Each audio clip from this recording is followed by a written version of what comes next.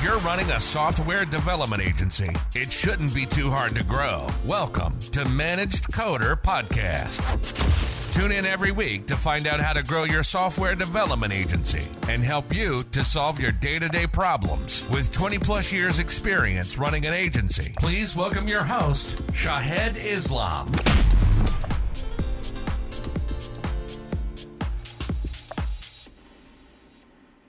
Hey Nick, welcome back. We spoke a few months back about one area where agency owner, gave us a lot of good feedback, and I thought one relevant topic we want to talk today. So introduce yourself a little bit. Yeah, well, thanks for having me back on. My name is Nick Abraham. I am the founder of Leadbird, which is a B2B demand gen agency, right? We do cold emails for people. I'm also the founder of multiple SaaS companies in this B2B sales space, like Quicklines, Inboxy, Scrubby, Emmy, and Closify. And so, yeah, that's me. Okay, so I think that second part of your introduction is definitely I want to talk today. And one of the challenges, I've been running an agency for 20 years almost, and one of the challenges we always had it, and I talk to many agency owners, they have the recurring revenue problem. There are, when we start with an agency, we do work, maybe 8 months a year, we get some project, but then we have slow month. But once you have a team, you need to pay them bill all the time, it really hurts you. And also the growth is quite slow because you can expand as much as possible. So I think the product for a lot of agency started doing it.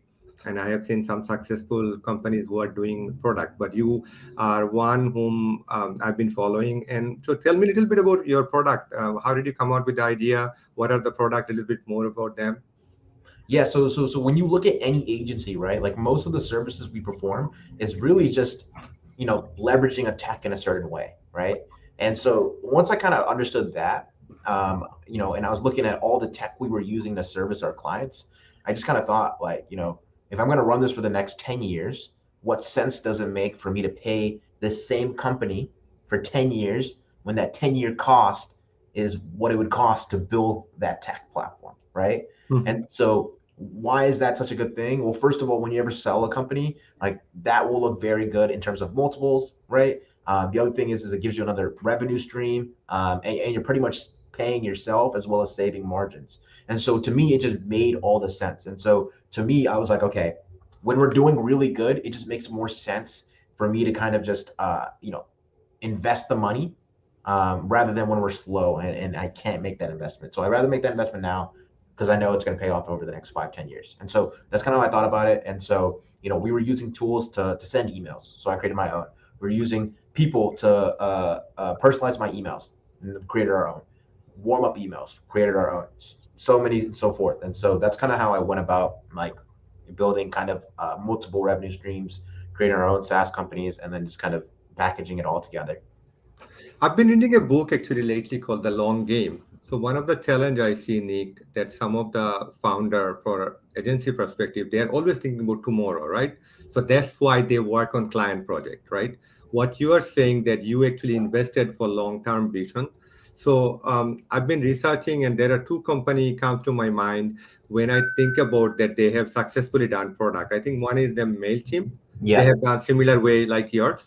And I think recently somebody bought them for 350 million or something, right? Mm-hmm. MailChimp was an agency, and then they realized that they were delivering email for them, using some other tool. They said, okay, let's make a product and sell them. And they became a product company, right? So, but it's easier to be said than done, right? So how do you balance the budget, right? Like especially you need to pay your bill tomorrow. How do you keep up with that? That's one of the challenges I have seen with other agency owner healthy. Yeah, so I mean, like we're also pretty early stage, and I'm sorry for the Slack noises, but it is pretty early stage. So it hasn't been too much of an issue for us right now, right? Because it's only been like 2 or 3 months in.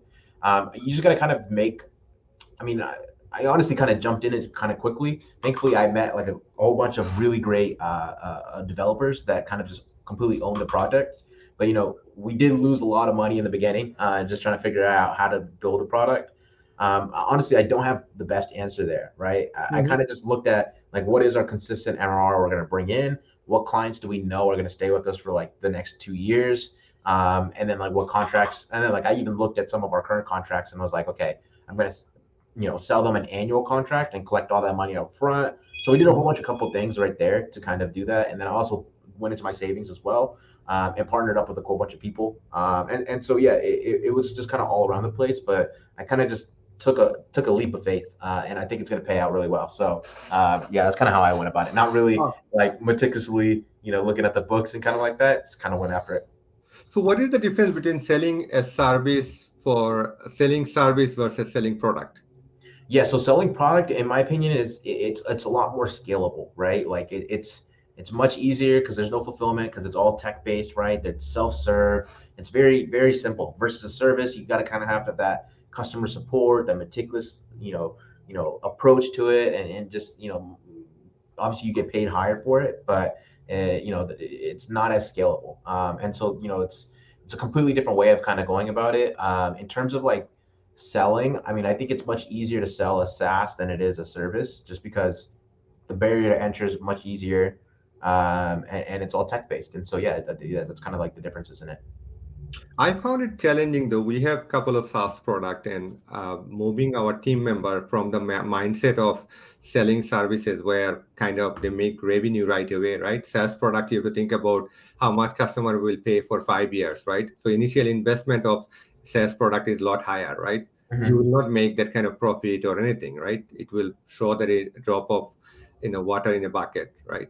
So from my perspective, I thought that a lot of founder, and I've been talking to a lot of founder about it, that they always think about that the return of investment is a lot less. But I think with the SaaS platform, I think ideally agencies like us definitely need to make a goal like 4 years. We have to generate 5 or 10% revenue from SaaS.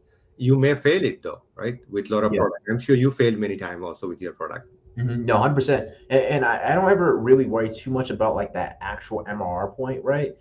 Because like you got to look at like what the multiple is, right? Like what are you building in enterprise value, right? And so when you kind of look at it like that, like every dollar you're making, if I mean, I don't know what the LTV is or what that annual price point is, but you're bringing a lot in enterprise value rise, right? And so sometimes it just makes sense. And to me, I always know that with my company paying our SaaS companies, like, we're saving money on the actual agency side, and we're making money for the actual like platform side.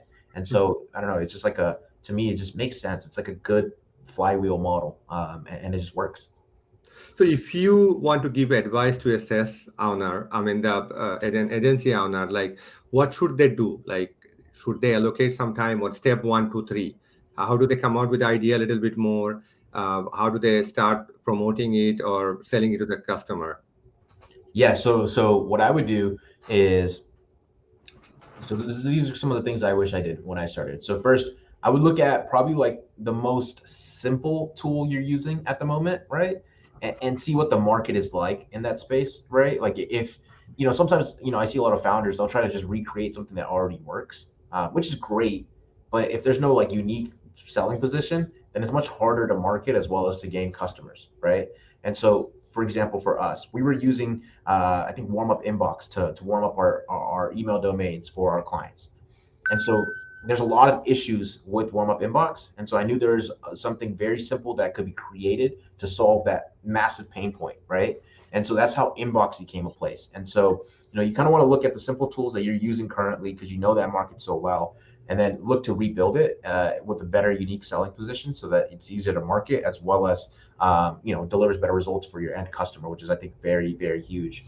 And then in terms of like the financial side, speak to multiple developers, as well as like dev agencies, and get quotes from everybody, right?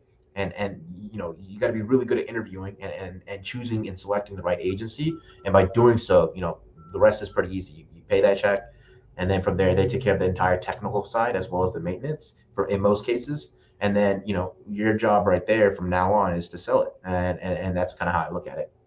Our audience are mostly software development company themselves. So I have seen that when I spoke with them, that they actually try to get the product done inside their company. Like, oh, give it to some developer, let's just do it as a part-time project. And most of the time it fails because the concentration is not there.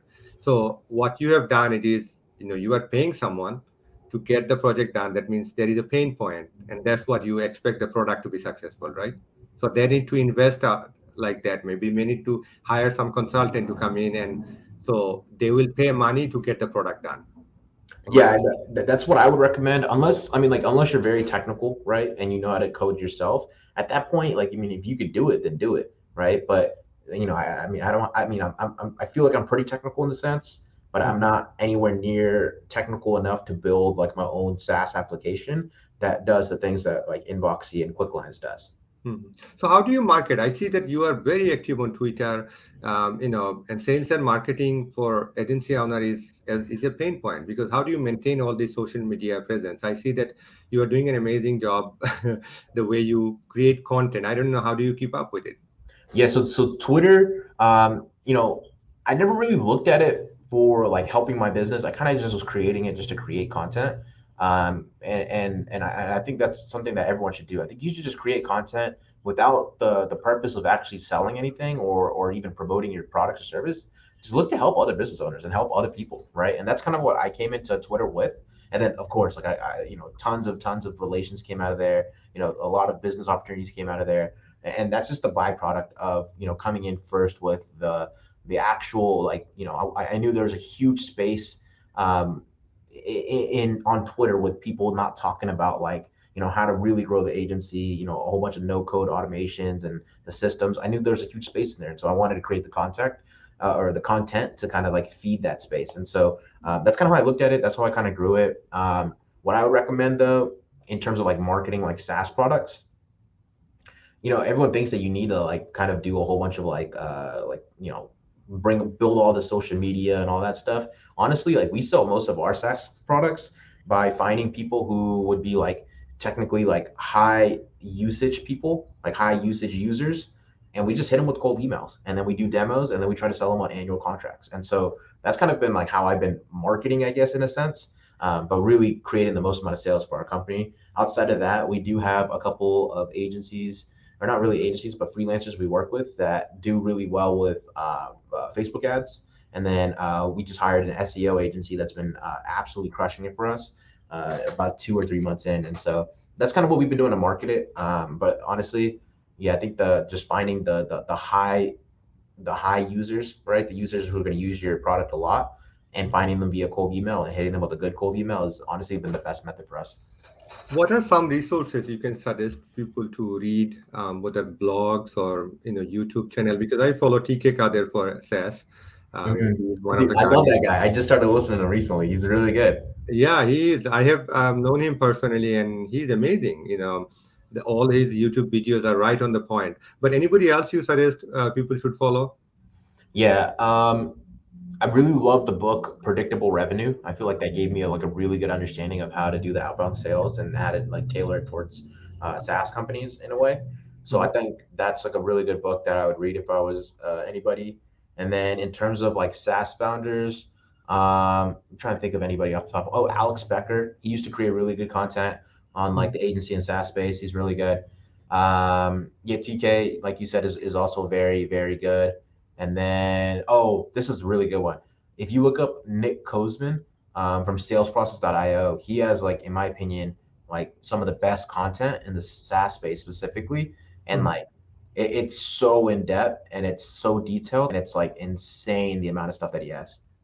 Definitely. Thank you. Nick, you do help a lot of people I see on Twitter and other places.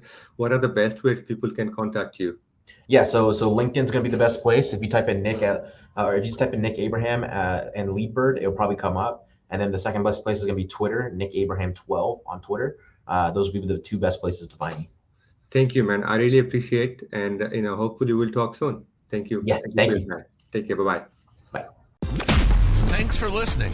If you enjoyed this episode and you'd like to help support the podcast, please share it with others, post about it on social media, or leave a rating and review. To catch all the latest from us, you can follow us on Twitter at ManagedCoder or visit our website at managedcoder.com. Thanks again, and we'll see you next time.